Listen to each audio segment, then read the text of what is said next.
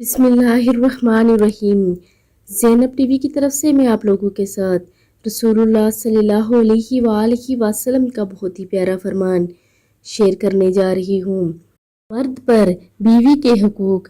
مرد پر لازم ہے کہ وہ اپنی بیویوں اور لونڈیوں کو وضو اور اس کی نیت، تیمم، حیض و نفاس اور جنابت سے غسل، استحاضہ کے احکام اور وضو اور نماز کے فرائض و سنن کی تعلیم دے، اور خصوصاً عقائد اہل سنت کی تعلیم، غیبت، چغلی اور نجاست سے بچنے، فضول گوئی سے خاموشی، ذکر و آداب بجا لانے پر استقامت، اور گناہ اور برائی سے اجتناب کی تعلیم دے، اور اگر کو اپنی کم علمی کی وجہ سے اس کو سکھانے سے قاصر ہو تو کسی اور سے پوچھ کر بتائے، ورنہ ان کو رخصت کر دے اور وہ مسائل و احکام کے متعلق کسی اور محرم سے پوچھیں۔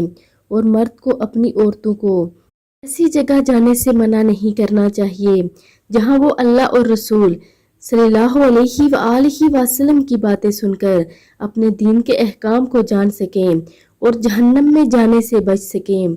آپ سب نے بھی اس ویڈیو پر لازمی عمل کرنا ہے اور ویڈیو کو آگے لازمی شیئر کرنا ہے۔ جزاک اللہ۔